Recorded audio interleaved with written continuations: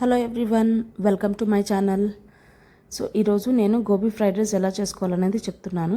So ఇక్కడ మంచి గోబీ ఒకటి మనం తీసుకొని దాన్ని ఇట్లా పీసెస్గా చేసేసుకోవాలండి.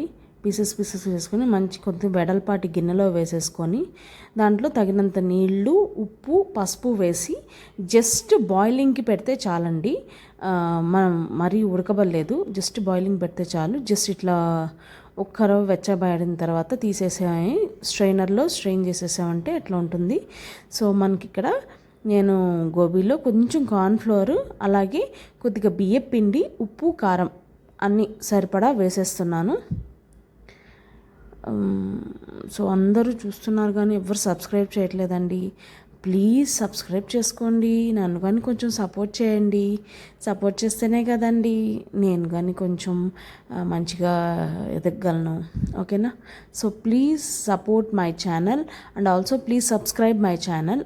ఇక్కడ నేను ఉప్పు, కారం, బియ్యపిండి, కార్న్ఫ్లోర్ 4 వేసేసుకొని, అలాగే కొంచెం పసుపు కానీ వేసేసుకొని, తగినంత పసుపు వేసేసుకొని మంచిగా కలుపుకుంటూ కొంచెం వాటర్ పోసుకుంటూ కలుపుకొని, నేను ఇది యాక్చువల్లీ మార్నింగే మ్యారినేట్ చేసి పెట్టానండి. ఇది మార్నింగ్ మ్యారినేట్ చేసి ఫ్రిడ్జ్లో పెట్టుకున్నాం అనుకోండి, మంచి క్రిస్పీగా వస్తాయి. ఈవినింగ్ మనం స్నాక్స్ కింద కానీ చేయొచ్చు, అలాగే మనం పిల్లలు ఈవినింగ్ స్కూల్ నుంచి రాగానే కానీ ఇవ్వచ్చు. సో నేను మ్యారినేట్ చేసి పెట్టేసేసుకున్న ఇలా ఒక బాక్స్లో తీసేసుకొని మంచిగా ఫ్రిడ్జ్లో పెట్టుకున్నానండి నేను. ఇక్కడ నేను ఫ్రిడ్జ్లోంచి బయటికి తీసేసి ఈ ఈవినింగ్ టైం కొద్దిగా ఆయిల్ వేసుకొని, కడాయిలో ఆయిల్ అయితే మంచిగా హీట్ ఎక్కాలండి. మంచిగా హీట్ ఎక్కితేనే మంచి క్రిస్పీగా వస్తుందన్నమాట. సో ఇలాగా నేను మంచి ఇదో చూడండి, మంచి క్రిస్పీగా, అసలుకి టేస్ట్ అయితే నేను ఇప్పుడు వాయిస్ రికార్డ్ చేస్తుంటే అబ్బా మళ్ళీ చేసుకోవాలన్నంత అనిపించింది అనమాట యాక్చువల్లీ. సో ఫైనల్గా మన గోబీ అనేది రెడీ అయిపోయింది. ఏం లేదు, మనం జనరల్గా గోబీ చేసుకుని ఇలా అయినా తినేయచ్చు. సో మా పిల్లలు ఈరోజు మన గోబీ ఫ్రైడ్ రైస్ చేసుకున్నామమ్మా, చాలా రోజులైందని చెప్పారు.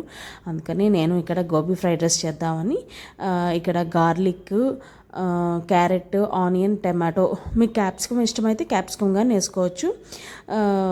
అలాగే ఇక్కడ కొంచెం కానీ మళ్ళీ ఫ్రై చేస్తున్నాను. సో మంచిగా కొంచెం పెద్ద కడాయి పెట్టుకొని దాంట్లో మంచిగా ఆయిల్ వేసుకొని, దానికి సరిపడా ఆయిల్, సో ఫ్రైడ్ రైస్లో బట్టి కొంచెం ఆయిల్ ఎక్కువ పడుతుందండి.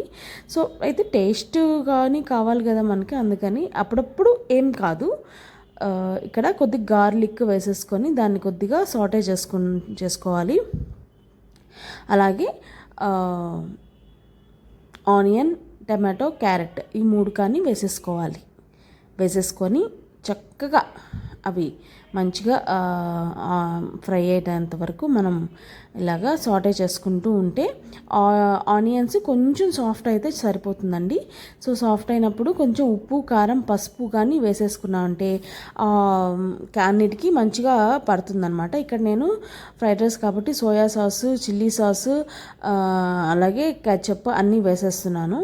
సో అవి ఉంటేనే కదా మనకి ఫ్రైడ్ రైస్లో కానీ టేస్ట్.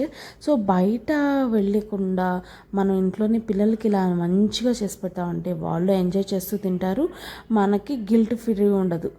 అంటే బయట ఏ ఆయిల్ వేస్తారో ఏంటో అనేది. మనం మంచిగా ఇంట్లోనే మీరు సోయా సాస్, వెనిగర్ అన్నీ తెచ్చిపెట్టుకుంటే సరిపోతుంది. ఈ టైంలోనే మనం ఇందాక రెడీ చేసి పెట్టుకున్న గోబీ వేసేసుకొని రైస్ కానీ వేసేసుకోండి. ఏంది రైస్ ఎట్లుందని అనుకుంటున్నారా? సో యాక్చువల్లీ మాది బ్రౌన్ రైస్, అందుకని అలా ఉందన్నమాట.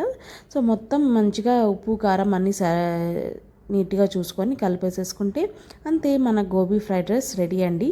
సో ప్లీజ్ సపోర్ట్ చేయండి, subscribe my channel. Thanks for watching, bye.